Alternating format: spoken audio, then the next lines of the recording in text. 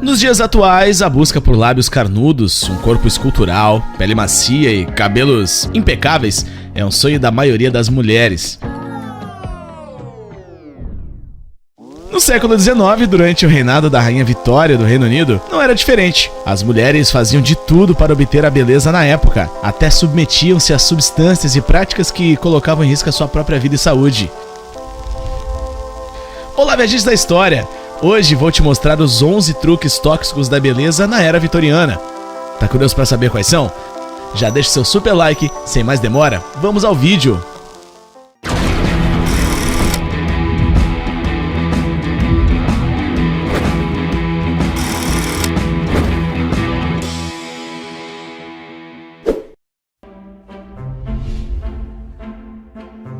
Comiam tênis para perder peso. Um assunto que mexe com a autoestima das mulheres é, sem dúvida, o seu peso e como ficar cada vez mais magras e bonitas nos dias atuais. Os padrões de beleza estabelecidos pela indústria da moda influenciam até hoje as mulheres a buscar um padrão onde quanto mais magra, melhor.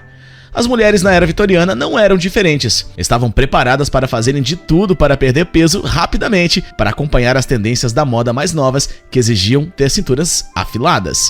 A maioria dos anúncios exortavam as pessoas a ingerir tênis higienizadas se quisessem ser mais magras. Isso mesmo que você ouviu, vermes. Uma maneira de fazer isso acontecer era ingerir uma tênia e, enquanto ela residia no intestino, absorveria qualquer alimento que fosse comido. Logo, pílulas foram vendidas e, quando engolidas, chocariam tênias dentro do hospedeiro. Fazer isso não foi agradável porque às vezes causava náusea, dor abdominal e outros problemas digestivos. O problema é que esse verme pode chegar ao tamanho de 9 metros. E não seria nada fácil eliminar quando crescidos. Por isso a dieta tinha que ser rápida e a eliminação, na maioria das vezes, eram por pílulas especiais para a eliminação de vermes.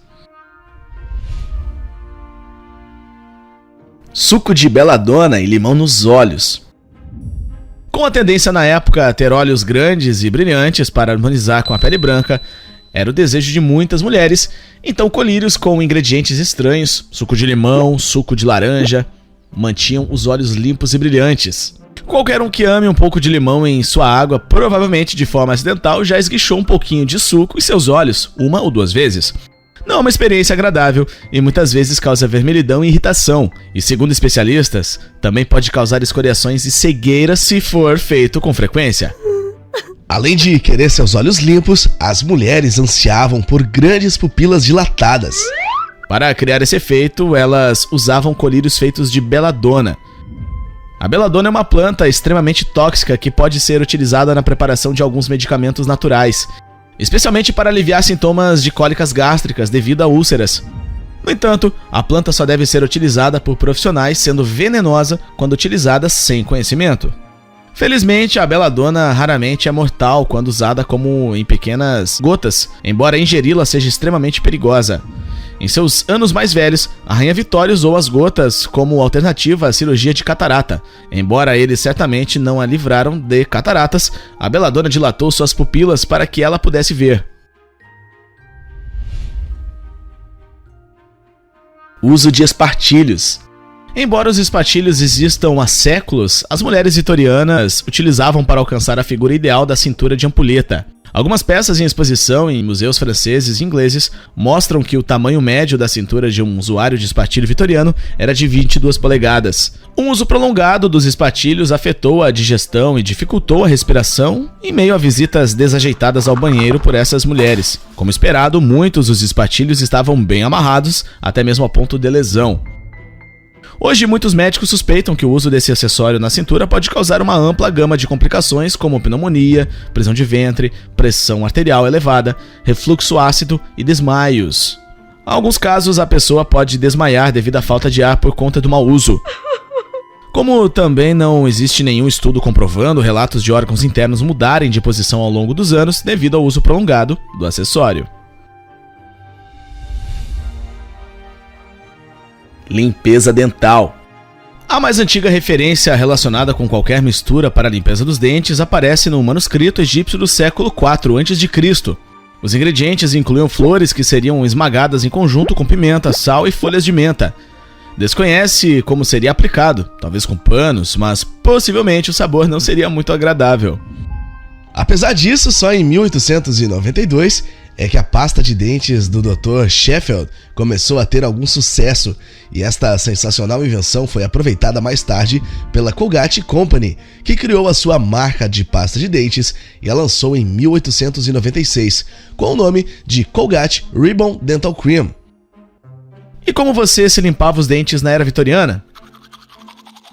As receitas eram várias, como por exemplo, o uso de uma espécie de pó que deixava um gosto amargo na maioria das línguas. No livro How to be a Victorian, Ruth Goodman afirma que fuligem, giz, coral, alumen, cuttlefish em pó, mirra e cânfora eram comumente usados para limpar os dentes. Algumas mulheres poliam os dentes com pano, outras escovas de dentes com cerdas feitas de pelo de javalis. Pão queimado ou carvão 2 vezes ao dia para limpar os dentes também era utilizado. Como os pós dentários eram frequentemente feitos em casa e as receitas variavam, era comum 1 gota ou 2 de cocaína para ser misturada. Eles faziam isso para ajudar com a dor, e a cocaína agia como anestésico para a gengiva. Hoje qualquer um com ensino médio sabe que a cocaína tem uma longa lista de terríveis efeitos colaterais, a longo e curto prazos. Cosméticos de chumbo.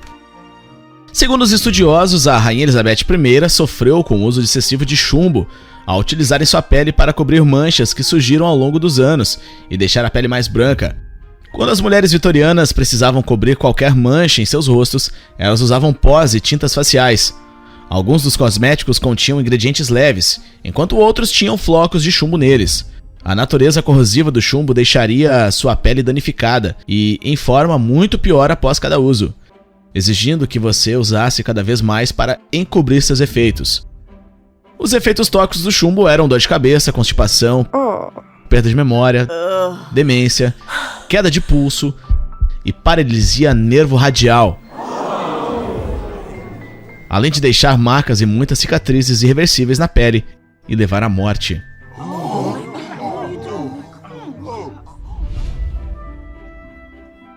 Pele clara e pálida. Pele clara e pálida sempre foram o desejo de todas as mulheres ao longo do século. Um dos motivos para parecer serena, bonita e mostrar à sociedade que você é de uma classe superior no qual não precisasse trabalhar e se expor a queimaduras na pele por conta do sol.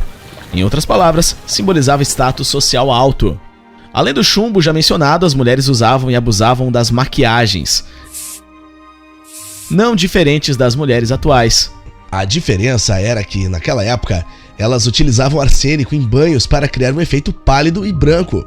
A inalação de vapor de partículas de arsênico na hora do banho, a longo prazo, era fatal, porque afetava todo o sistema respiratório, levando ao câncer de pulmão. Muitos shampoos e cremes de lavagem facial foram misturados com arsênico para dar o máximo efeito de beleza. O arsênico também foi usado para tratar uma variedade de problemas de pele, como manchas e espinhas. O uso prolongado de arsênico é devastador no organismo humano e fez com que os vitorianos tivessem feridas abertas em seus corpos. Também experimentavam dores de cabeça dolorosas e vômitos, além do inchaço nas glândulas tireoides, e levava à morte. O arsênico também era muito utilizado nos vestidos de época, principalmente na coloração. Então, desde a concepção do vestido, como o manuseio de tecidos, costura e etc., colocava a vida em risco de qualquer pessoa.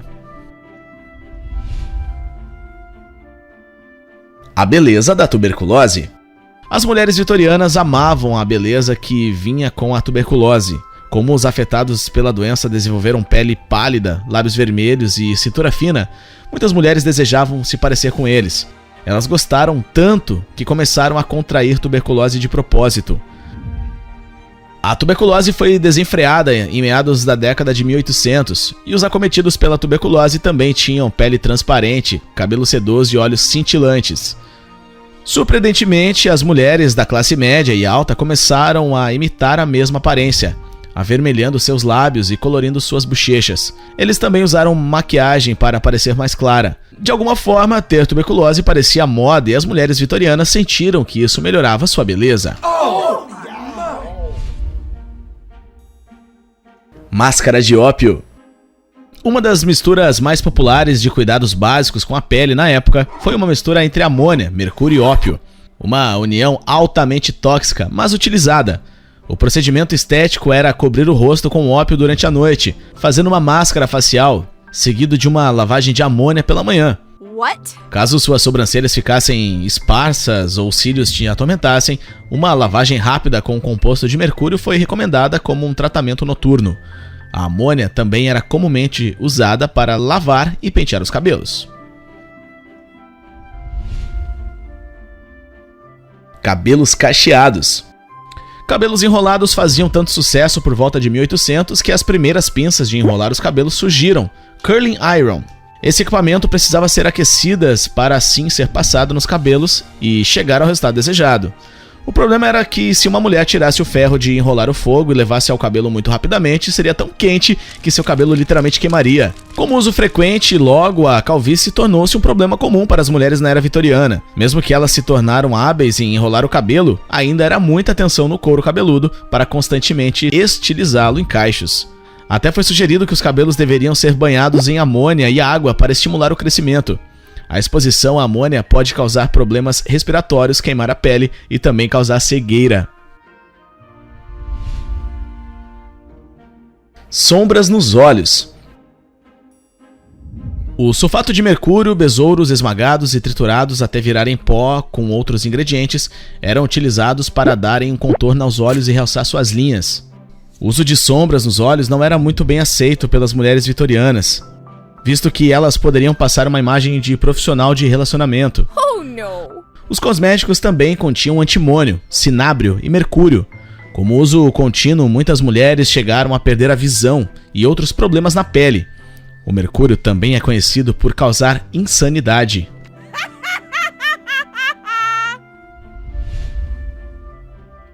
Purificação do sangue. A tuberculose no século XIX passou pela Terra varrendo milhões de pessoas. Apesar disso, o fascínio pelos sintomas despertou o interesse, principalmente das mulheres. O ato de vomitar sangue em alguns casos de tuberculose fez as pessoas acreditarem que isso de alguma forma estaria purgando as impurezas do seu corpo, onde deixava a pele mais clara e branca.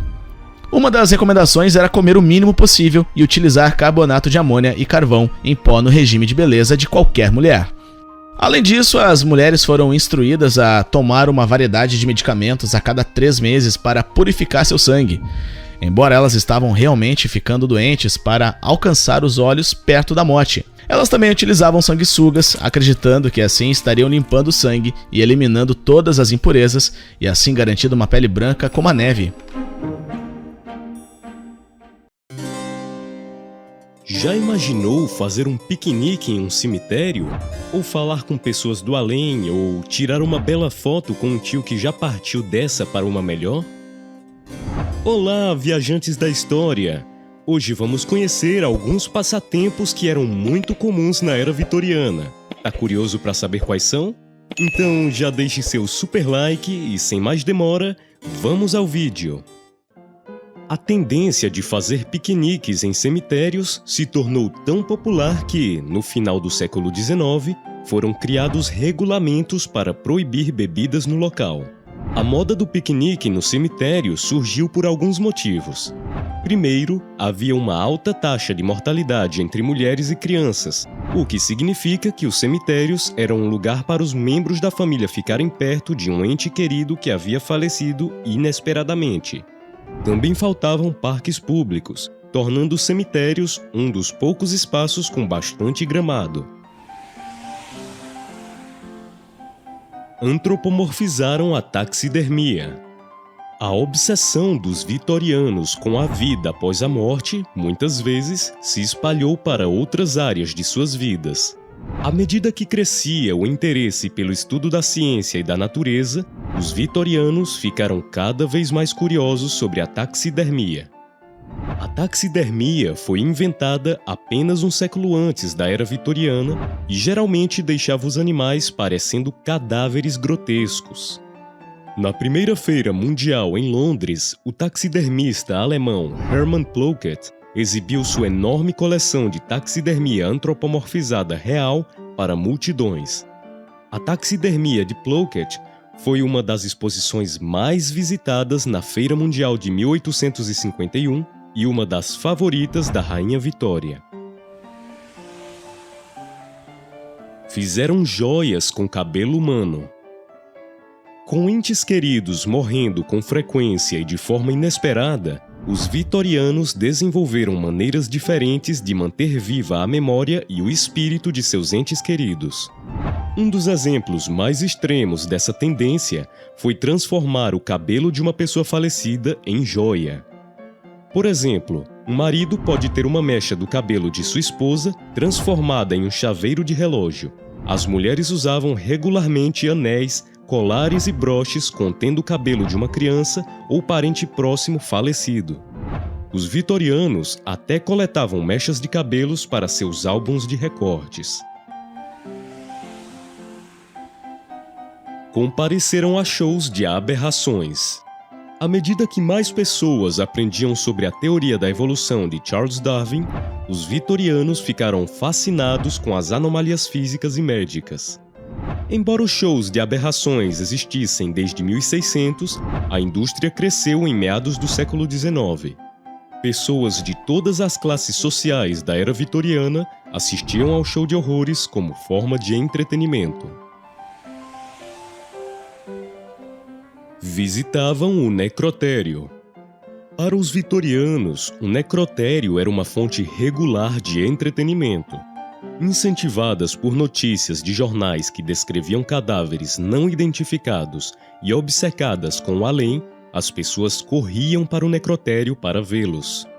O necrotério de Paris foi popular durante a era vitoriana e uma das maiores atrações turísticas da cidade na época. O prédio foi projetado para acomodar grandes grupos de pessoas, a fim de identificar rapidamente os cadáveres, o que resultou em hordas de pessoas se reunindo para vê-los. Quando os restos mortais de uma criança foram descobertos em Paris com apenas um hematoma na mão, mais de 150 mil pessoas foram vê-la, depois que sua história apareceu nos jornais locais. Usavam flores para enviar mensagens. Os vitorianos eram extremamente reservados em relação a demonstrar emoções. Os vitorianos usavam flores como uma forma elaborada de enviar mensagens de afeto, desdém e até mesmo de perigo. A prática tornou-se tão popular que foram publicados livros sobre a linguagem das flores para que as pessoas soubessem a flor correta a enviar, dependendo da ocasião ou mensagem. Por exemplo, uma rosa vermelha significava desejo romântico, enquanto rosas amarelas eram dadas ou usadas como um sinal de amizade. Se um homem desse a uma mulher uma rosa vermelha, ela poderia responder enviando de volta um cravo amarelo para indicar que ela não estava interessada no pretendente, ou palha para indicar sentimentos mútuos. Posavam para fotos com pessoas mortas. Apesar da grandeza da era vitoriana, a doença e a morte faziam parte da vida cotidiana. Sem a medicina moderna, uma mulher poderia facilmente morrer no parto. Uma criança poderia sucumbir a doenças agora tratáveis. Algumas crianças morriam tão jovens que nunca tiveram a chance de ter suas fotos tiradas, pelo menos não enquanto estavam vivos. No caso do falecimento de uma criança, os pais costumavam tirar um retrato de família que incluía a criança e seus irmãos vivos. A fotografia pós-morte era uma prática popular na era vitoriana e foi mais uma forma encontrada de manter a memória de um ente querido tirada cedo demais. Em alguns casos, a pessoa seria fotografada deitada na cama de modo que parecesse estar dormindo. Alguns fotógrafos chegaram a pintar os olhos nas pálpebras do falecido para fazê-lo parecer acordado. Se comunicavam com espíritos. No início da era vitoriana, o espiritualismo se tornou um movimento popular para quem lidava com o luto. Um número crescente de pessoas afirmavam ser médiuns e que podiam ajudar os vivos a se comunicarem com os falecidos por meio de sessões espíritas.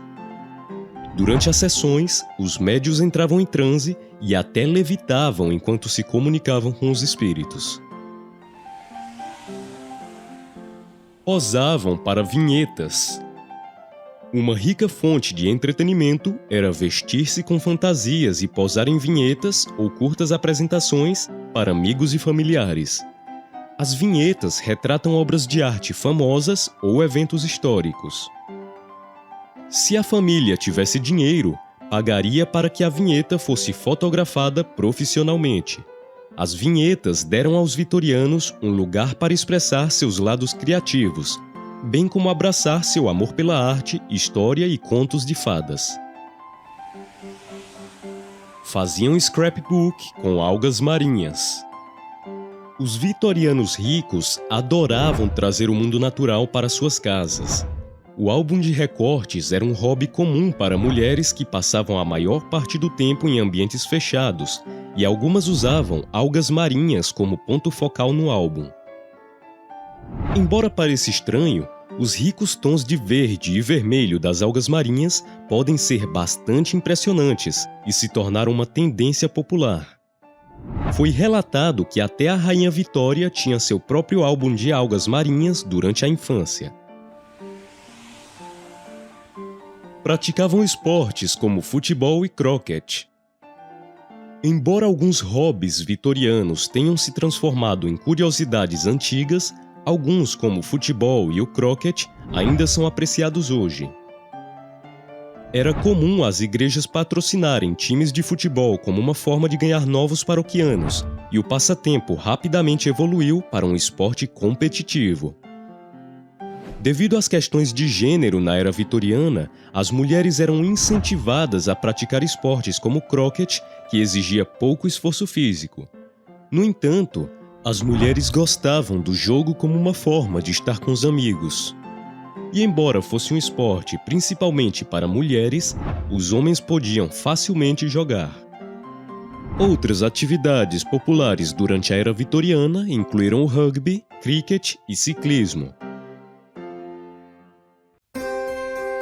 Em uma era envolta por neblina e segredos, uma condição misteriosa afligia damas da alta sociedade. Por trás das pesadas cortinas e das portas fechadas, uma busca silenciosa estava em andamento. O que poderia ser? Olá, viajantes da história! Hoje embarcaremos em direção à era vitoriana, em pleno século XIX, e conheceremos um pouco sobre a histeria feminina. Afinal, que diabos é isso? Ficou curioso? Antes, já deixe o seu super like e, sem mais demora, vamos ao vídeo.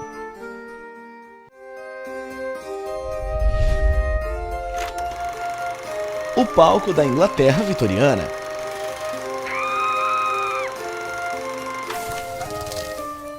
O século XIX na Inglaterra foi marcado pelo reinado da Rainha Vitória, de 1837 a 1901.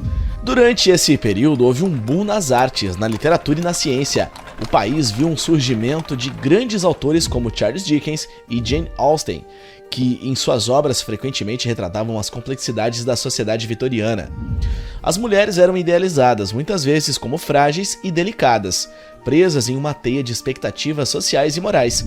Eram tempos de contrastes onde o progresso científico e industrial se chocava com as crenças e superstições arcaicas, preparando o terreno para uma curiosa condição médica.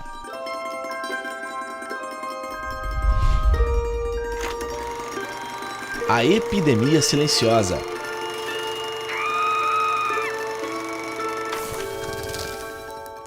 A histeria, do grego hystera, que significava útero, era vista como uma condição exclusivamente feminina. Por séculos, associou-se a acreditar que as mulheres eram mais suscetíveis a desordens emocionais devido à sua natureza sensível. Na era vitoriana, isso se intensificou com a crença de que a vida urbana, com todo o seu barulho e caos, poderia afetar negativamente a delicada constituição feminina. Mulheres com sintomas que variavam de fadiga a ansiedade, de insônia a mudanças de humor, eram frequentemente diagnosticadas com histeria. Esse diagnóstico coringa era tão popular que parecia uma verdadeira epidemia silenciosa, afetando mulheres por toda a Inglaterra.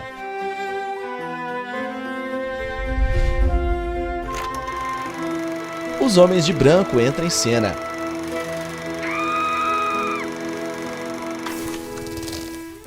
O Os médicos da era vitoriana, muitas vezes autodenominados especialistas em doenças femininas, estavam em alta demanda. Eles abordavam a histeria como uma doença real que precisava de tratamento intensivo. Alguns acreditavam que era resultado de um útero vagante. Sim, a ideia de que o útero poderia se mover pelo corpo da mulher, causando todo tipo de sintoma. Outros viam como um desequilíbrio dos fluidos ou humores do corpo. O que unia essas teorias era a convicção de que, seja lá o que fosse, esses homens de branco tinham a solução. E suas soluções, como veremos, eram realmente criativas.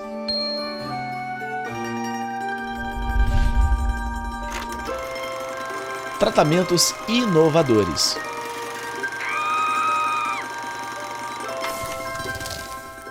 Enquanto o mundo avançava com a Revolução Industrial e novas invenções surgiam, os tratamentos para histeria tentavam seguir o mesmo ritmo de inovação.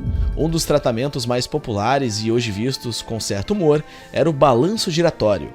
A mulher era colocada em uma cadeira que era girada em alta velocidade. A ideia era reorganizar os fluidos cerebrais. Parece uma ideia saída diretamente de um parque de diversões, não? Outra abordagem um pouco mais calma, mas igualmente questionável, era o tratamento da tranquilidade, onde as mulheres eram encorajadas a manter repouso total, limitando qualquer atividade física ou intelectual.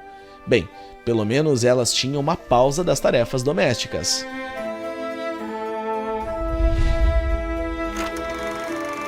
Os curiosos aparelhos vibratórios.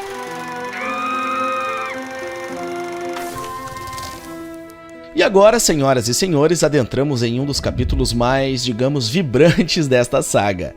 No final do século XIX, apareceu um dispositivo que prometia ser a cura para a histeria, o vibrador. Inicialmente, esse aparelho não era para uso doméstico, mas sim um instrumento médico usado em consultórios. A ideia era de que ele proporcionasse um alívio histérico por meio de massagens pelvianas. Parece bizarro, certo? Mas naquela época era um tratamento totalmente legítimo e muitas mulheres faziam fila para consultas. O que é mais impressionante é que a invenção do vibrador precedeu o aspirador de pó e o ferro elétrico na lista de aparelhos elétricos domésticos. Prioridades, não é mesmo?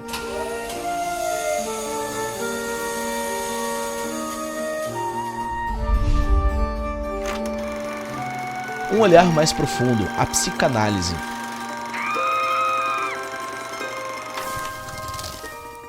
Enquanto os médicos buscavam tratamentos físicos para histeria, surgia na Europa Central uma abordagem completamente diferente. Sigmund Freud, um neurologista austríaco, começou a desenvolver teorias que relacionavam a histeria a traumas psicológicos. Embora suas teorias sejam polêmicas e muitas delas desacreditadas hoje em dia, Freud foi um dos primeiros a sugerir que a histeria não era simplesmente uma doença física, mas também mental. Ela introduziu técnicas como a hipnose e a associação livre, tentando desenterrar traumas reprimidos que poderiam estar causando sintomas histéricos. Essa abordagem foi a precursora da psicanálise, uma área que, apesar de suas críticas, desempenhou um papel fundamental na forma como entendemos a mente humana.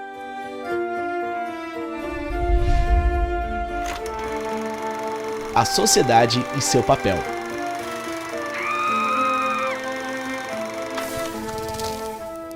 Não podemos subestimar o impacto da sociedade vitoriana nas vidas das mulheres e, por consequência, na propagação da histeria.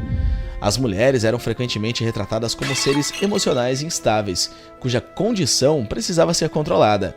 Mas, olhando por outro ângulo, as limitações impostas a elas, desde a educação restrita até a falta de direitos políticos, poderiam ser consideradas os verdadeiros sintomas histéricos. Muitos começaram a questionar: será que essa doença era apenas uma forma de manter as mulheres em seu lugar? Afinal, uma mulher ambiciosa, forte e independente seria uma ameaça à ordem estabelecida.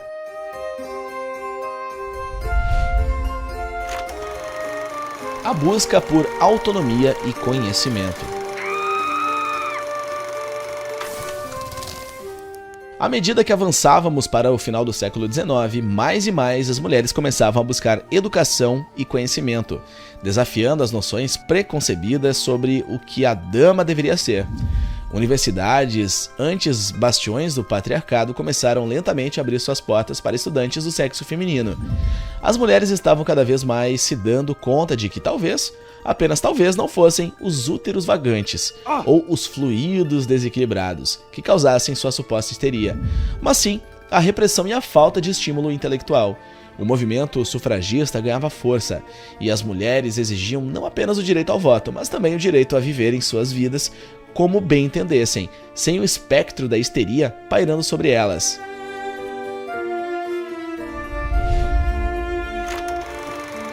O declínio da histeria e a ascensão da ciência moderna. No final do século XX, a medicina começou a evoluir em um ritmo acelerado. As teorias arcaicas sobre os úteros vagantes e tratamentos questionáveis foram gradualmente substituídas por abordagens mais científicas. O termo histeria começou a cair em desuso e foi eventualmente retirado dos manuais médicos. Novas descobertas, especialmente no campo da psicologia, deram um novo entendimento sobre os problemas de saúde mental, que antes eram descartados como histeria. Mais importante ainda, as mulheres começaram a ser vistas não como pacientes que precisavam ser curadas, mas como seres humanos plenos, com direitos e autonomia sobre seus corpos e mentes.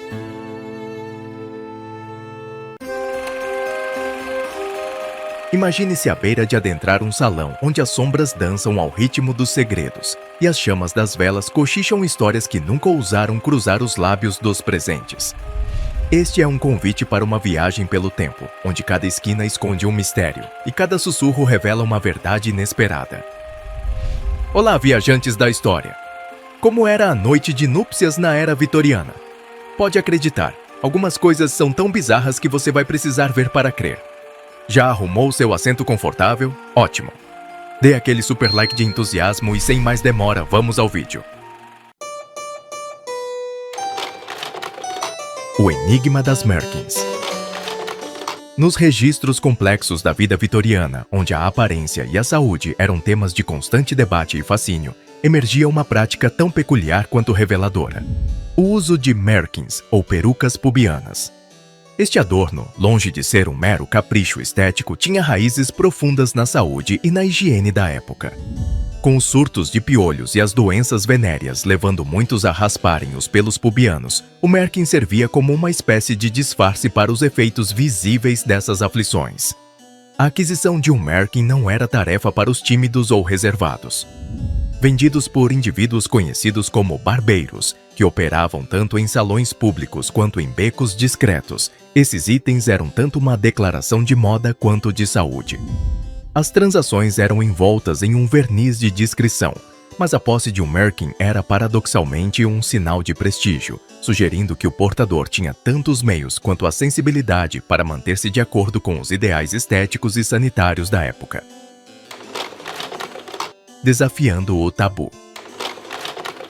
A era vitoriana, marcada por suas inúmeras proibições e restrições no âmbito da sexualidade e da saúde reprodutiva, via os métodos contraceptivos como não apenas imorais, mas também como afrontas diretas às leis divinas, em outras palavras, coisa do diabo. A concepção, segundo a moralidade da época, deveria ser deixada inteiramente nas mãos da providência. Consequentemente, qualquer tentativa de controlar a natalidade era vista com suspeita e frequentemente associada a práticas nefastas. A recusa em adotar métodos contraceptivos não se devia apenas a crenças religiosas, mas também a uma profunda desconfiança quanto à sua segurança e eficácia. A medicina da época ainda engatinhava em muitos aspectos, e o desconhecimento gerava medo.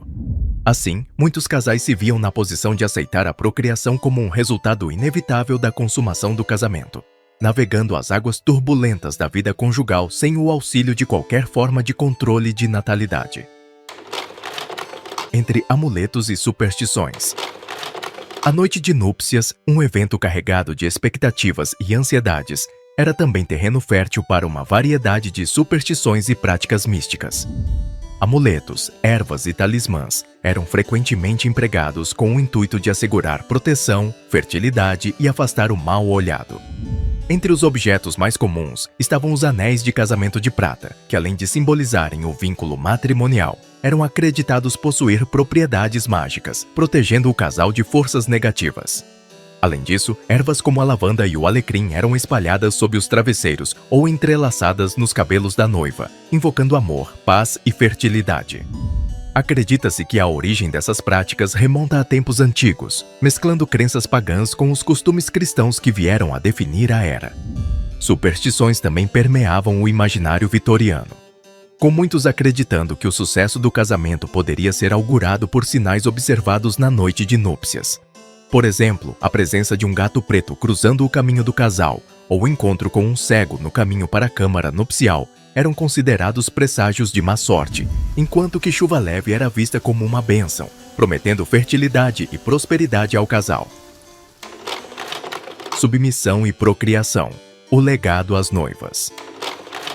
Na sociedade vitoriana, a preparação para o casamento ia além dos arranjos físicos e estéticos. Envolvia uma preparação psicológica e emocional intensa, especialmente para as noivas. As jovens mulheres eram ensinadas que o casamento era seu destino final e mais nobre, e a submissão ao marido, um dever sagrado. Conselhos, muitas vezes passados de mãe para filha, ou através de manuais de conduta, colocavam ênfase na procriação, relegando o prazer feminino e o desejo sexual a meras sombras no fundo da existência conjugal. A noite de núpcias era, portanto, um evento carregado não apenas de expectativa, mas também de uma pesada carga de dever e submissão. As noivas eram aconselhadas a se comportarem de maneira passiva, aceitando os avanços de seus maridos com graça e resignação. O prazer, se houvesse, era um benefício secundário, raramente discutido e ainda mais raramente esperado. A doutrina da passividade feminina. A doutrina da passividade feminina permeava todos os aspectos da vida vitoriana, mas encontrava sua expressão mais pronunciada na esfera conjugal. As mulheres eram vistas como vasos para a procriação, cuja principal virtude residia em sua capacidade de gerar descendência. Esta visão, amplamente propagada por figuras de autoridade, tanto masculinas quanto femininas, ecoava nos salões, nas igrejas e nos quartos de dormir, impondo às mulheres uma passividade quase total em relação à sua sexualidade. As noivas eram instruídas a suportar as necessidades de seus maridos com dignidade e a não expressarem desejos ou prazeres próprios. Era esperado que mantivessem uma compostura casta e modesta, mesmo na intimidade do leito conjugal. A comunicação sobre desejos, preferências ou desconforto era praticamente inexistente, reforçando o abismo entre os gêneros e perpetuando a ideia de que o sexo era uma obrigação, não um ato de amor partilhado. A mancha vermelha nos lençóis. A pureza da noiva era um valor altamente estimado na sociedade vitoriana, simbolizando pureza, honra e virtude. A noite de núpcias, portanto, não era apenas uma consumação do casamento, mas também uma prova pública e privada da virgindade da mulher. A prática de estender lençóis brancos na cama nupcial e a expectativa de que seriam manchados de sangue refletiam uma obsessão cultural com a pureza feminina e a honra familiar. Este ritual, embora profundamente enraizado nas tradições de muitas culturas, ganhava na era vitoriana uma dimensão quase teatral, com os lençóis sendo, em alguns casos, exibidos como prova da consumação bem-sucedida e da virgindade da noiva. A pressão sobre as mulheres para que sangrassem, e, consequentemente, para que provassem sua pureza, era imensa, levando muitas vezes à ansiedade e ao medo. Essa expectativa não só colocava um peso enorme sobre as noivas, mas também ignorava a complexidade da anatomia feminina, porque hoje sabemos que isso não é obrigatório acontecer. O Manual da Noiva Vitoriana. A era vitoriana foi uma época de manuais e guias para praticamente todos os aspectos da vida, e o casamento não era exceção. Estes manuais eram verdadeiras bíblias para a conduta feminina, delineando desde os preparativos para o casamento até conselhos para a noite de núpcias e além. Com títulos sugestivos como O Dever Conjugal e A Esposa Vitoriana Perfeita, esses livros buscavam instruir as jovens mulheres sobre como se tornarem esposas exemplares. Os guias enfatizavam a importância da submissão e da procriação, ecoando os valores dominantes da sociedade. Mais do que isso, ofereciam conselhos práticos sobre a etiqueta nupcial, desde a decoração do quarto conjugal até a conduta esperada na cama nupcial. Curiosamente, enquanto focavam em preparar a noiva para suas obrigações conjugais, pouco ou nada diziam sobre o amor, a intimidade ou o prazer mútuo. Literatura proibida e o despertar feminino. Contrapondo-se aos rígidos manuais de conduta, uma literatura mais provocativa circulava em segredo entre as mulheres da época. Livros considerados proibidos, muitos deles romances que exploravam temas de amor, desejo e até insubordinação feminina, eram lidos às escondidas, iluminando as fendas na fachada da moralidade vitoriana. Essas obras, muitas vezes contrabandeadas e passadas de mão em mão com extremo cuidado, serviam não apenas como entretenimento, mas também como uma janela para mundos e possibilidades além da experiência restritiva imposta às mulheres. Autores como George Sand, cujos escritos desafiavam as normas de gênero e sexualidade, tornaram-se símbolos de resistência e questionamento, embora raramente mencionados em público.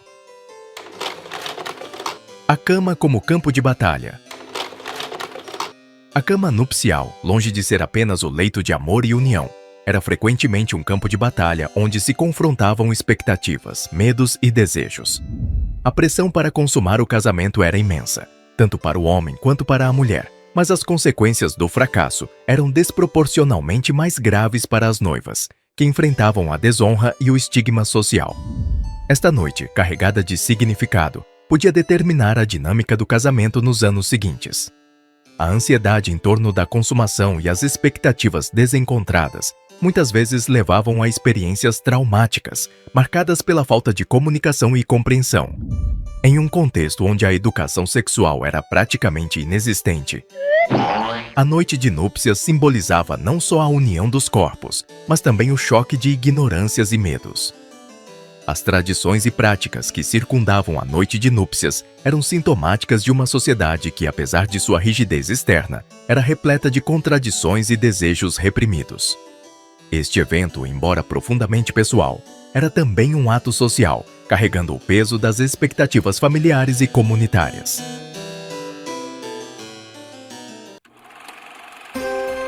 Em um tempo não tão distante, envolto em névoa e mistério, vivia-se uma era de contrastes agudos, onde o esplendor e a opressão coexistiam.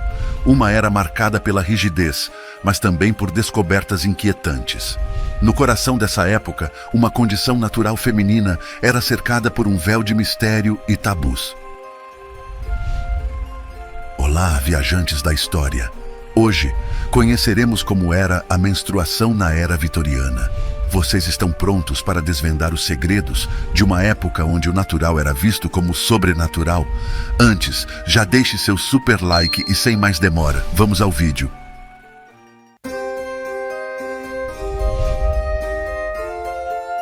O véu do silêncio. Em meio à névoa espessa que envolvia as ruas iluminadas a gás da era vitoriana, um silêncio ainda mais denso cercava a vida das mulheres. A menstruação, embora fosse uma condição natural vivenciada por metade da população, era tratada como um segredo obscuro.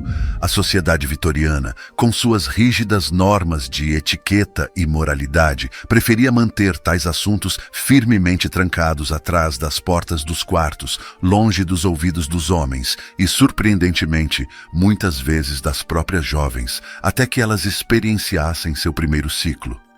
Este manto de silêncio não apenas envolvia o fenômeno em mistério, mas também impregnava a experiência feminina com uma sensação de isolamento e confusão, transformando um processo biológico natural em uma fonte de vergonha e medo. Na época, as mulheres desenvolveram métodos inventivos e discretos para lidar com a menstruação. Longe dos olhos do público e até mesmo dentro de suas próprias casas, elas recorriam a soluções práticas, porém, muitas vezes desconfortáveis, para esconder qualquer sinal de seu ciclo. A base desses métodos eram os panos ou faixas de tecido, geralmente de algodão ou linho, que podiam ser lavados e reutilizados. Esses tecidos eram dobrados várias vezes até formarem uma espécie de almofada absorvente, que era então colocada cuidadosamente entre as pernas. Para manter esses panos no lugar, sem o auxílio das modernas aderências ou alças, as mulheres utilizavam cintas ou faixas de tecido atadas à cintura, uma espécie de precursor do cinto de higiene. Este método não apenas requeria uma habilidade considerável para manuseio e ajuste, mas também impunha um desconforto considerável, agravado pelas já restritivas vestimentas da época. Além dos desafios práticos, a lavagem e secagem desses panos representavam um dilema adicional.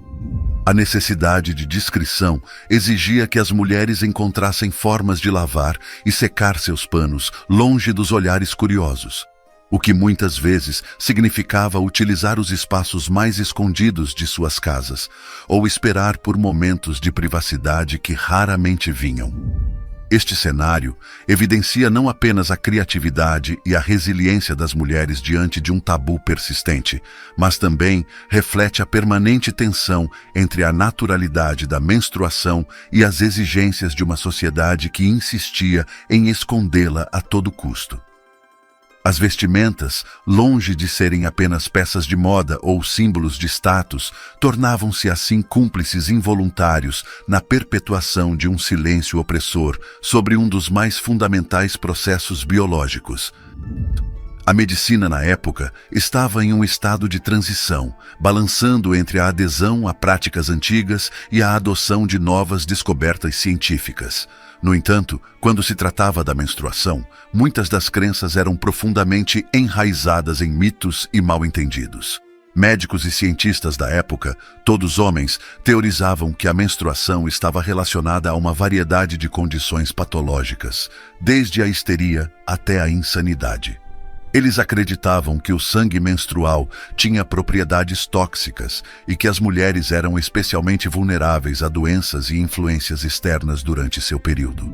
Essas crenças pseudocientíficas não apenas perpetuavam o mistério e o medo em torno da menstruação, mas também justificavam a exclusão das mulheres de muitas atividades sociais, educacionais e profissionais, sob o pretexto de proteger sua saúde frágil. Já a influência da religião sobre a vida cotidiana era imensa naquele tempo, penetrando todos os aspectos da existência, desde o nascimento até a morte. No que concerne à menstruação, a religião frequentemente impunha uma camada adicional de estigma e silêncio.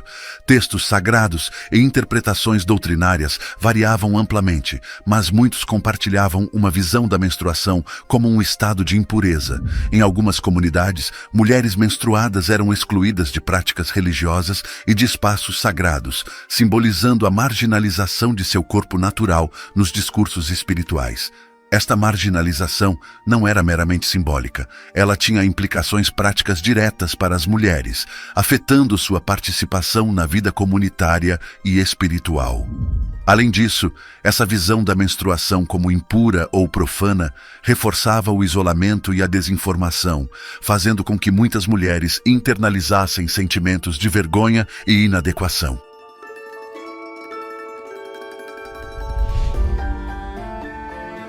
Educação e superstições. A lacuna entre o que era conhecido pelos médicos e cientistas da época e o que era ensinado às mulheres e meninas sobre seu próprio corpo era abissal.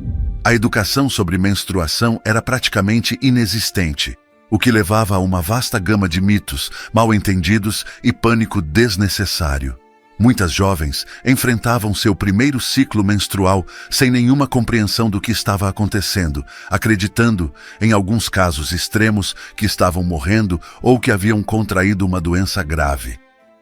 A ignorância não era uma mera omissão, era uma ferramenta ativa de opressão.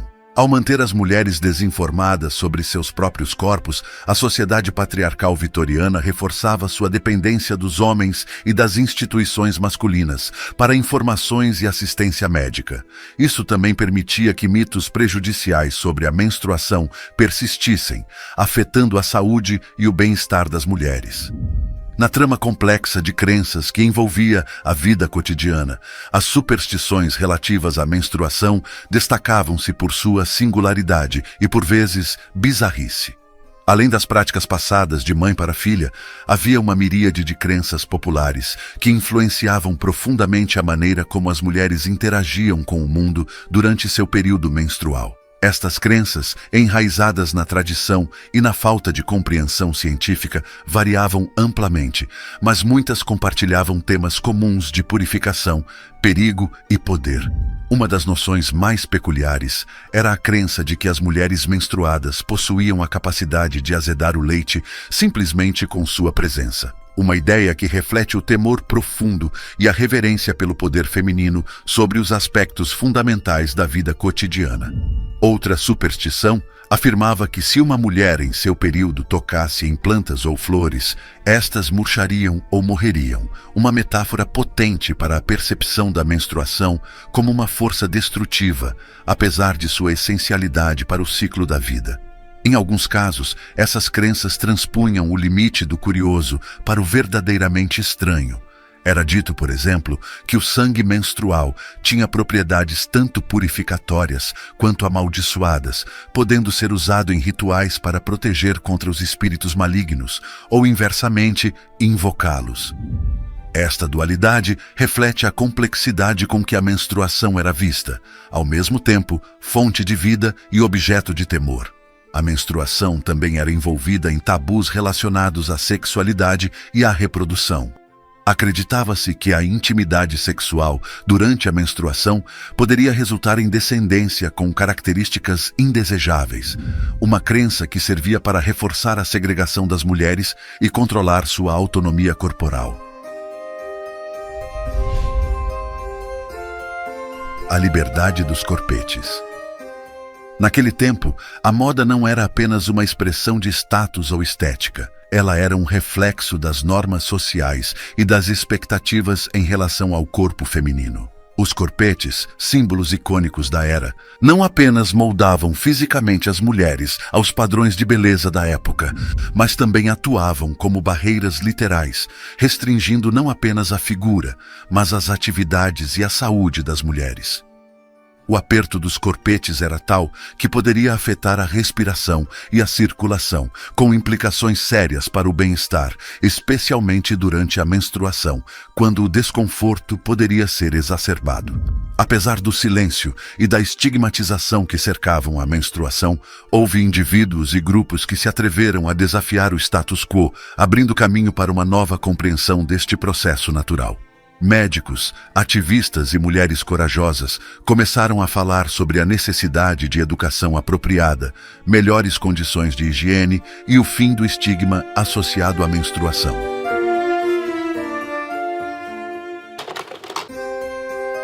Em uma época coberta por véus de pudor e mistério, certas práticas retinham segredos que somente sussurros ousavam revelar. Entre sombras e luz de velas, um ritual controverso se desenrolava, enraizado nas profundezas do tecido social da era vitoriana. Sob o rigoroso julgamento da moralidade, uma tradição envolta em controvérsia determinava destinos e moldava vidas de maneira irreversível. Olá, viajantes da história! Hoje conheceremos como eram os testes de virgindade na era vitoriana. Você já parou para pensar no impacto desses rituais? Antes, já deixe seu super like e sem mais demora, vamos ao vídeo. O conceito de pureza. Na sociedade vitoriana, a virgindade era mais que uma condição física, era o símbolo máximo de inocência e pureza, essencial para o valor social de uma mulher. Desde a infância, as jovens eram ensinadas a valorizar e proteger sua castidade como um tesouro que deveria ser entregue unicamente ao futuro esposo, dentro dos sagrados laços do matrimônio.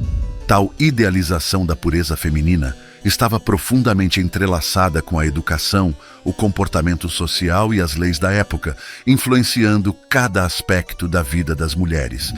Os métodos para verificar a virgindade eram uma combinação bizarra de ciência emergente e superstição antiga. Os testes frequentemente envolviam exames físicos que eram não apenas invasivos, mas também humilhantes. A busca por sinais de virgindade era conduzida através de critérios duvidosos que incluíam desde a palidez da pele até o modo como uma mulher caminhava. Esses métodos refletiam as crenças médicas da época, que muitas vezes categorizavam mulheres de acordo com características físicas percebidas como indicativas de sua moralidade e pureza. O papel dos médicos. Os médicos da era vitoriana estavam frequentemente divididos entre a ética médica e as expectativas sociais. Encarregados de realizar testes de virgindade, eles navegavam em um terreno complicado, onde as práticas médicas se misturavam com julgamentos morais. A tarefa de validar a virgindade colocava os médicos em uma posição delicada, pois muitos consideravam esses testes contrários aos princípios de não maleficência e respeito pela dignidade humana. A emergência da ginecologia como uma disciplina médica trouxe consigo debates intensos sobre a intersecção de ciência, moralidade e o corpo feminino. A aceitação ou rejeição em um teste de virgindade podia alterar completamente a trajetória de vida de uma mulher, afetando suas oportunidades de casamento, posição social e legado familiar. As famílias, por vezes, envolviam-se em manobras complexas para proteger ou esconder os resultados desses testes, utilizando-os como ferramentas estratégicas dentro do intrincado tabuleiro de xadrez da hierarquia social. O peso desses testes ia além das jovens envolvidas, recaindo também sobre suas famílias, que poderiam enfrentar tanto o aumento quanto a diminuição de seu prestígio, com base nos resultados divulgados. Alguns casos de testes de virgindade ganharam notoriedade e causaram escândalos públicos, refletindo as tensões e as contradições de uma sociedade rigidamente estratificada. Esses episódios, muitas vezes documentados em jornais da época, ilustram não apenas as práticas controversas, mas também a crescente curiosidade e o questionamento público sobre a validade e a moralidade dessas tradições. Relatos dramáticos e frequentemente sensacionalistas desses eventos serviam tanto para entreter quanto para incitar um debate público sobre a ética e a eficácia desses testes. Resistência e rejeição. Apesar da pressão esmagadora para conformar-se às normas sociais, houve mulheres que resistiram e desafiaram o status quo. Essas pioneiras, frequentemente ostracizadas por suas comunidades, representavam as primeiras manifestações de um movimento feminista ainda em sua infância. A rejeição desses testes e o questionamento de sua validade lançaram as bases para debates mais amplos sobre os direitos das mulheres, sua autonomia corporal e a luta contra práticas invasivas impostas pela sociedade. Estas mulheres corajosas, através de suas ações e palavras, começaram a desafiar as estruturas de poder e a questionar abertamente as normas estabelecidas. Em várias partes do mundo, práticas semelhantes sobre a virgindade refletem normas culturais e valores sociais distintos. A observação dessas variações oferece uma visão mais rica do impacto dessas tradições, destacando que o controle sobre os corpos das mulheres é uma constante global, embora as manifestações desse controle variem amplamente. Essa reflexão global desafia a percepção de um avanço linear em direção a práticas mais equitativas e questiona a eficácia das mudanças nas atitudes sociais e legais.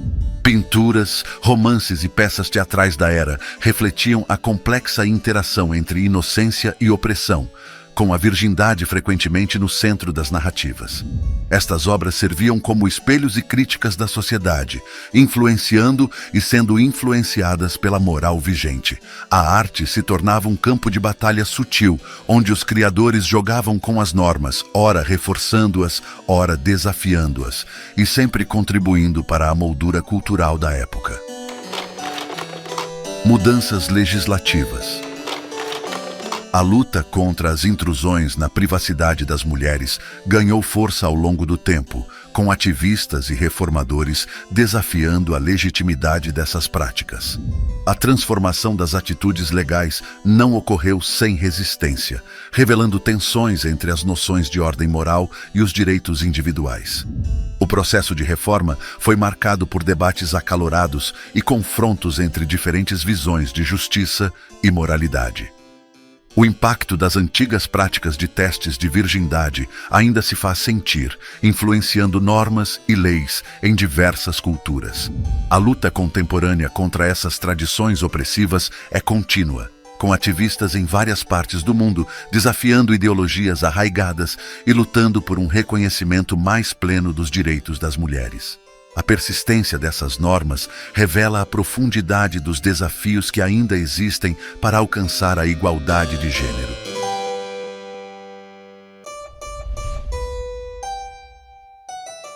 Nem sempre o trabalho que exercemos é considerado o melhor de todos, mas trabalhar na era vitoriana, além de arriscado, era bastante perigoso, principalmente quando tinham que trabalhar para sobreviver.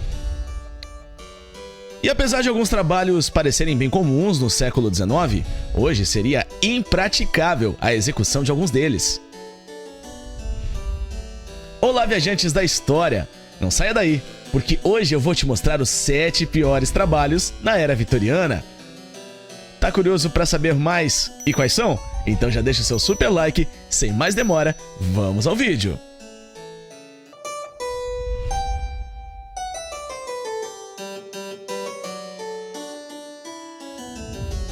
Quem aí tem dificuldade ou preguiça ao acordar e levantar da cama? Agora imagine uma ideia genial de acordar as pessoas em um tempo no qual não existem tantos meios tecnológicos como tem hoje. Esse era o trabalho dos despertadores humanos. A sua rotina começa bem cedo e era uma profissão na Inglaterra e na Irlanda. Comerciantes, médicos, lojistas e motoristas frequentemente usavam esses profissionais, bem como fábricas às vezes empregavam despertadores humanos para acordar seus trabalhadores. Isso significa que os despertadores humanos tinham que ter equipamentos adequados de todos os tipos e tamanhos. A pessoa avisava a hora que queria ser acordada, e então ele batia em suas janelas para acordar o domioco. Tudo isso leva à pergunta final: quem acordava os despertadores humanos?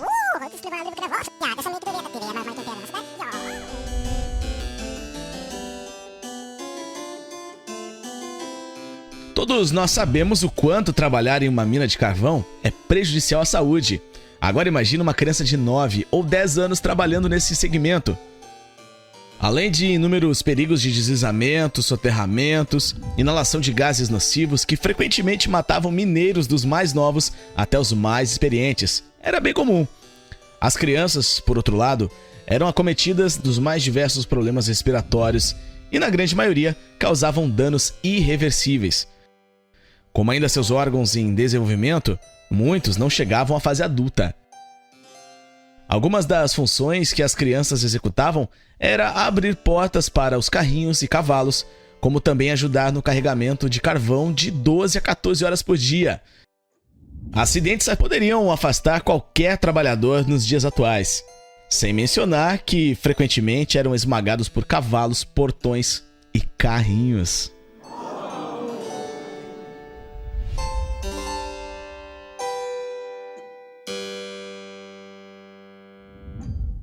Como nas grandes cidades atualmente, a Inglaterra vitoriana tinha problema com ratos, e muitos por sinal. Com isso, uma das profissões consideradas humilhantes, mas também lucrativa, era ser caçador de ratos. Um exemplo disso foi o famoso caçador de ratos Jack Black, que até trabalhou para a Rainha Vitória. Em uma entrevista, que ele revelou que usava uma gaiola que poderia conter até 1000 ratos vivos. Era um serviço que não importava a idade, nem tampouco se você era homem ou mulher. Mas, com algumas gaiolas, um pequeno cachorro e um furão, você já dava conta de iniciar a caçada pelas ruas e casas infestadas em toda a Grã-Bretanha. Ganhava-se dinheiro com ratos mortos e principalmente os vivos, que eram vendidos para as rias, onde lutavam com cachorros e também com gatos. Os ratos cinzas eram os mais agressivos do que os ratos pretos e caçá-los era uma tarefa um tanto quanto perigosa, por uma infinidade de problemas, como contrair uma doença, mordidas, infecções e até mesmo acidentes fatais. Oh!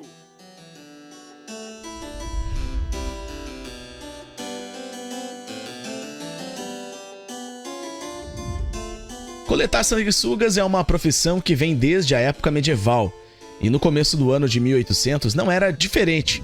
Sanguessugas eram altamente populares em usos médicos e foram procurados pelos cirurgiões em toda a Europa. O aumento da procura sobre os pequenos sanguessugas levou uma procura sem igual, muitos utilizados como purificadores de sangue, onde o método era colocar alguns na pele para sugar o sangue suficiente e assim acreditar que seu sangue foi desintoxicado e assim retirado todas as doenças. Os trabalhadores, sendo a maioria mulheres, iriam percorrer lagoas em busca das criaturas. Atraí-los era simples, só mostrar um pouco de pele e logo estava cheio delas. Como todos os trabalhos, ele veio com os seus riscos e doenças infecciosas, mas nada como algumas moedas que pudessem pagar por eles.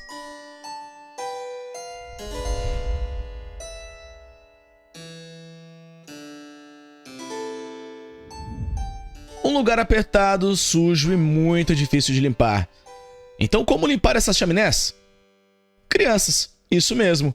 Crianças eram, na sua grande maioria, utilizadas para limpar as chaminés. Com apenas 3 ou 4 anos, já faziam serviço praticamente de um adulto. As crianças sempre eram acompanhadas por adultos. Na verdade, serviam de ajudantes, porque o trabalho era feito a princípio por alguém mais velho. Logo, os danos físicos começaram a aparecer como arranhões no corpo, que naturalmente sofriam fraturas ao se esfregar nessas superfícies. Sem falar dos problemas pulmonares ao respirar toda aquela fumaça e sujeira liberadas pelas chaminés. Além disso, alguns outros problemas eram bastante comuns, tanto para adultos quanto para as crianças. Alguns ficavam presos nas chaminés e, em alguns casos, podiam levar à morte. Mesmo com um trabalho simples, pais limpadores de chaminés apoiavam o trabalho de seus filhos ao ajudá-los nesse tipo de profissão.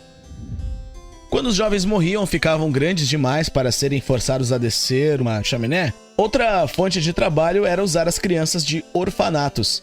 Quando os órfãos estavam em falta, os mais desprezíveis do comércio eram conhecidos por sequestrar crianças para seu uso, basicamente mantendo-as como escravas.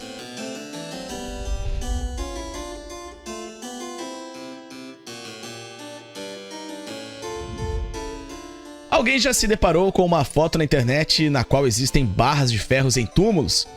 Talvez você pensasse que era para selar o túmulo para que o vampiro não possa fugir. Mas, mesmo acreditando em vampiros na era vitoriana, não seria para isso. Algumas grades de ferro eram colocadas em túmulos para evitar que alguns corpos fossem roubados e vendidos. No início do século XIX, corpos estavam escassos nas grandes escolas de medicina. E se você fosse estudante de algumas delas, poderia até se deparar com um parente seu sendo aberto para estudos. Como se pagava bem por esses corpos, então o lugar mais fácil de se obter um corpo era nos cemitérios. E se essa demanda ficasse escassa, quando novos cadáveres não podiam ser encontrados, sempre davam um jeito. Como foi o caso dos senhores Burke e Hare, que foram condenados por assassinar 16 pessoas a fim de vender seus órgãos para o Royal College of Surgeons de Edimburgo. Finalmente, a Inglaterra aprovou a Lei da Anatomia de 1832, reformulando as leis de cadáver e efetivamente colocando toda uma indústria de ladrões de túmulos fora do negócio.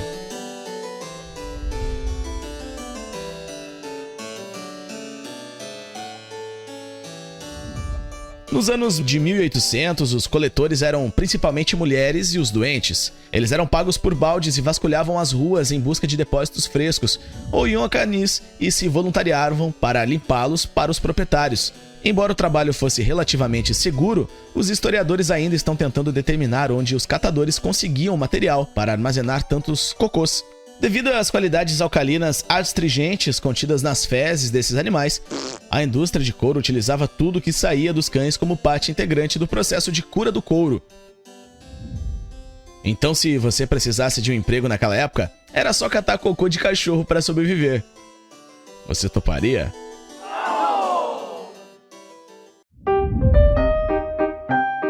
Em uma época de tradições rígidas e moralidade severa, uma prática chocante desafiava tudo o que se acreditava sobre o casamento e o respeito às mulheres. Era um segredo abafado pelas ruas de Londres, um ritual estranho que misturava o absurdo com o desespero.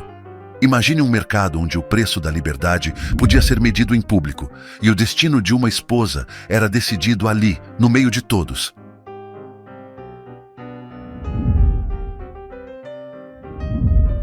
Olá, viajantes da história. Já imaginou uma época onde vender a esposa era uma saída para casamentos infelizes? Hoje vamos falar sobre como as esposas eram vendidas na era vitoriana. Tá curioso para saber como faziam isso? Então, já deixe seu super like e sem mais demora, vamos ao vídeo. O mercado era o melhor lugar. O mercado é o ponto central da vida rural. Nele, as pessoas trocam o que têm em excesso por aquilo que lhes falta. E assim surge um camponês com sua esposa, conduzida por uma corda, semelhante a uma vaca ou cabra. Ele a coloca em leilão para quem oferecer o maior lance. Basta acertar o valor e levar o produto, incluindo todas as responsabilidades matrimoniais. Não se trata de uma cena de escravidão, mas de um país que se esforçou mais do que qualquer outro para pôr fim a essa prática. Não é algo vindo dos recantos sombrios do coração das trevas, mas do coração de um império que almejava civilizar quase metade do mundo. Não se passa na Idade Média, mas na Era das Máquinas, quando grandes cientistas apresentavam ao mundo a moderna química, a teoria da evolução, a eletricidade e a radioatividade. Na época, quem ocupava o trono era uma mulher, a inesquecível Rainha Vitória. No Brasil, era possível comprar e vender seres humanos, mas vender a própria esposa era algo pelo menos publicamente reprovado pelo catolicismo, que proibia veementemente o divórcio. No entanto, o protestantismo inglês surgiu basicamente porque um rei, Henrique VIII, teve sua solicitação de divórcio negada pelo Papa. A venda era garantida. Entretanto, o divórcio não era acessível a todos. A prática da venda de esposas surgiu no final do século XVIII, período em que a dissolução do casamento era restrita aos ingleses, que podiam arcar com um processo de anulação complexo ou pagar uma multa de 3.000 libras, o equivalente a 15.000 libras nos dias de hoje. Aqueles que não possuíam recursos recorriam a outros meios para obter o divórcio. De acordo com o historiador Samuel Menefee, em seu livro Wives for Sale, entre 1837 e 1901, foram registradas 387 vendas de esposas na Inglaterra. Esse costume era visto como grosseiro e imoral pelas classes mais altas. E quando o caso chegava aos tribunais, era sempre invalidado. Em 1696, Thomas Heath Maltster foi condenado por ter se deitado com a esposa de George Fuller, pela qual havia pago 2/4 de libra. Leilões em locais públicos eram a maneira mais comum de formalizar a venda. O marido levava a esposa ao local, amarrando uma corda em torno de seu pescoço, cintura ou pulso. Em muitos casos, a venda era anunciada no jornal local, e tudo era acertado com um comprador antes mesmo do leilão. O evento, na realidade, funcionava como um ato simbólico, para que fosse de conhecimento público que um casamento havia terminado e outro estava começando. Elas não tinham escolha.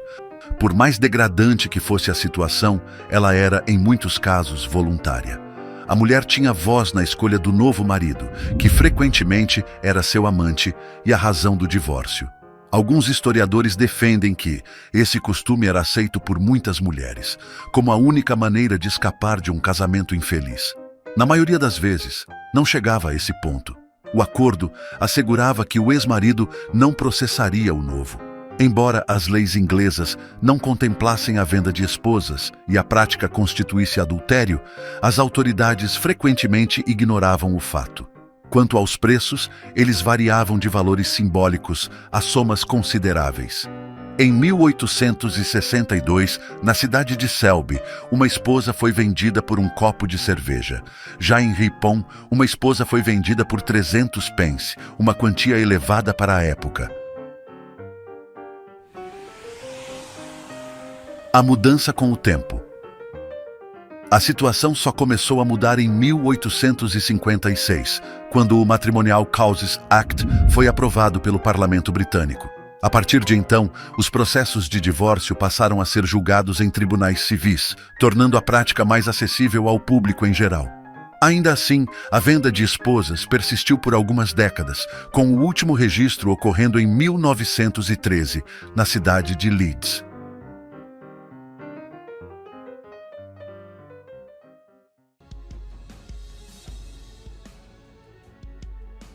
Agora chegamos ao fim de mais uma jornada, mas antes que você vá, me diga, se tivesse que escolher entre ser vendido em público ou continuar em um casamento infeliz, qual seria sua escolha vitoriana?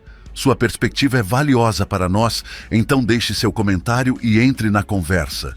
Não esqueçam de deixar o seu like no canal, essa ação ajuda muito. E se esse vídeo foi relevante para você, compartilhe. Até a próxima e nos vemos em breve. Fiquem em paz, fiquem com Deus.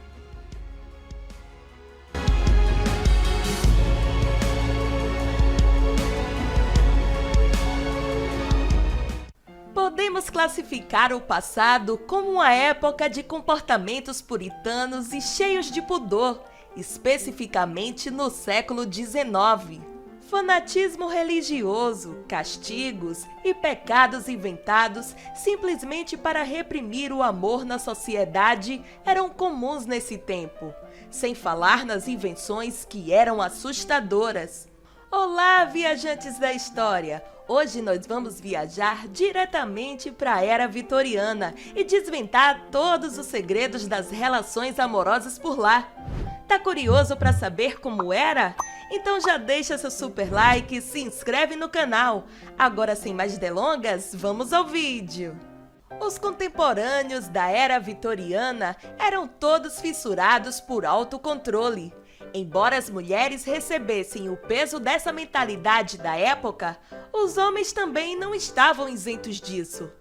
Acreditava-se que se os homens não fossem consumidos pelos desejos carnais, eles teriam muito mais tempo para se concentrar e assim seriam mais produtivos na sociedade. E foi a partir dessa mentalidade que surgiram os dispositivos como o anel de espermatorreia para homens. A intenção era evitar que os homens se envolvessem com pensamentos pervertidos. Quando usado à noite, os dentes do anel cravavam em qualquer situação que seu melhor amigo resolvesse despertar, acordando o usuário e encorajando-o a se recompor ao invés de completar qualquer emissão noturna. Para as mulheres, a relação era uma etapa necessária no processo de procriação. E tratá-la como algo mais do que isso, as rebaixaria às classes mais baixas da sociedade. Isso significava que elas tinham que estar vigilantes no caso de seus maridos começarem a ficar brincalhões. Às vezes tinham até que tomar atitudes drásticas. No livro Dicas de Sexo para Maridos e Esposas, Ruth Smathers deu um conselho vital sobre o assunto. Anote aí! Se ele tentar beijá-la nos lábios, você deve virar a cabeça ligeiramente para que o beijo caia inofensivamente em sua bochecha. Se ele levantar o seu vestido e tentar beijar em qualquer outro lugar, você deve baixar o vestido rapidamente, pular da cama e anunciar que a natureza a chama ao banheiro. Uma excelente rota de fuga, aconselha a autora do livro. Na época vitoriana, muitos acreditavam que o prazer próprio levava a doenças físicas. O consenso científico dizia que o alto prazer era uma causa comum de insanidade. Dessa forma, uma grande variedade de doenças e condições foram conectadas aos males da masturbação. Além disso, todas as pessoas que eram pálidas, com sobrepeso ou muito magras, saíam dos padrões saudáveis e assim eram consideradas viciadas ou compulsivas nessa prática. Em 1894, aquela mesma autora despirocada, a Ruth Smathers, publicou um guia de relacionamento e, segundo ela, os casais deveriam ter relações no máximo 2 vezes por semana. Segundo a autora, a noiva sábia permitirá um máximo de 2 breves experiências íntimas semanais e, com o passar do tempo, ela deve fazer todos os esforços para reduzir essa frequência. Doença fingida, sonolência e dores de cabeça devem ser usadas para evitar as relações. Embora em épocas anteriores as profissionais de relacionamento fossem uma profissão como qualquer outra, elas iam contra as normas sociais que floresceram durante a Era Vitoriana. E não era apenas por causa da relação, mas porque as profissionais representavam a liberdade feminina do patriarcado.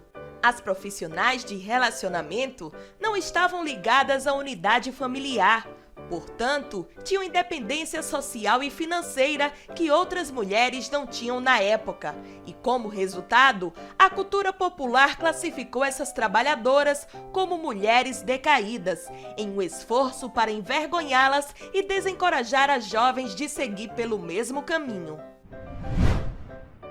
Em uma sociedade já desencorajada ao alto prazer e uma comunidade científica que contribuiu muito para que isso fosse colocado em prática, era fácil dizer que pesquisas ligadas ao toque íntimo individual eram uma prática que levava à insanidade.